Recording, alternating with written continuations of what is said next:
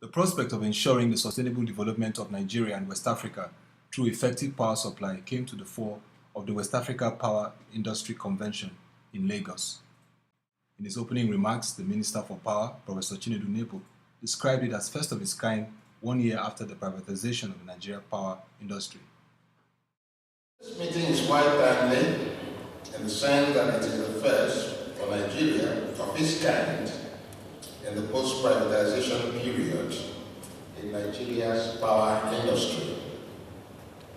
I am aware that the convention will address such current challenges as the lack of effective financing and financing structure for the power projects and infrastructure, insufficient gas supply, especially to power, regulatory and capacity building issues, as well as exploiting alternatives and renewable energy resources, rural electrification, and energy efficiency issues, among others.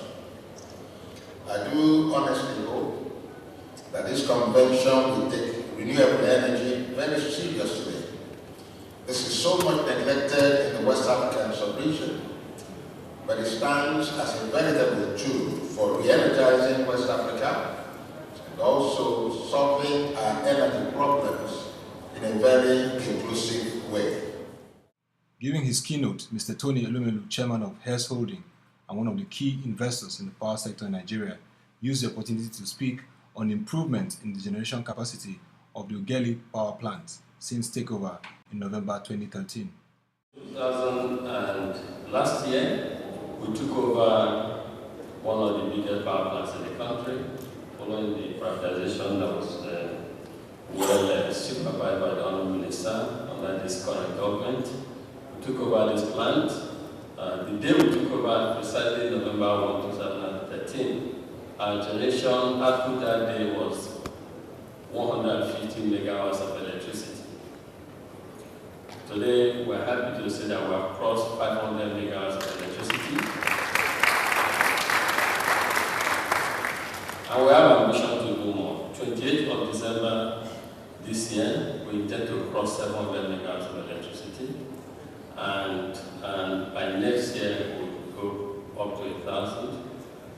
Then we are in discussion with a group that has excess capacity in India to relocate a plant that can also add additional 1,000 megawatts to verse 2,000. Then we are in discussion with General Electric to build a new 1,000 megawatts. So that should take our plant, and that should take 2 to 3 years, delivery in phases. That should take our plant to about 3,000 megawatts. That's the plan we have. Delivering the goodwill message of the Lagos State Governor, Mr. Babatunde Raji Fashola, the General Manager of the Lagos State Electricity Board, Mrs. Damilola Ogunbiyi, shared the Lagos strategy on sustainable power generation and supply. Again, we are undertaking all these pioneering projects because we really believe that having an energy mix is vital for the success of the power sector. The Lagos State Government is very happy to support initiatives that bring together public and private sector. We believe that public-private partnerships play a key role in our energy development success. It is a strong, sustainable model which, when implemented effectively, will continue to raise the profile of our city and build lasting, sustainable relationships. I would like to congratulate Intelligent and the esteemed advisory board members of the WAPIC 2014 for putting together this convention. The rest is now up to us, the attendees. Each one of us present here today is actively partaking in the symbolic transitional period of development of Nigeria's power sector and also the power sector in West Africa. Mr. Tony Elumelu speaks further on the Nigerian power privatization. The rule of thumb is that 1 billion people need 1 gigawatt. So, and that's 1,000 megawatts. So for Nigeria with 170 million people, we actually need 170 gigawatts, which is 170 megawatts. But the truth is about learning from Ghana, not learning from Ghana.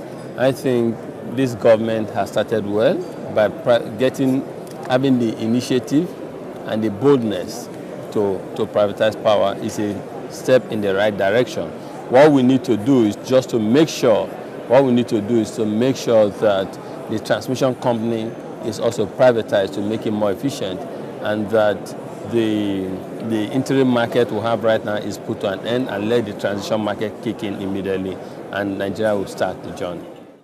The unbundling of the power sector in Nigeria and Ghana has set a great pace in the public-private sector interplay, which other West African countries should adopt.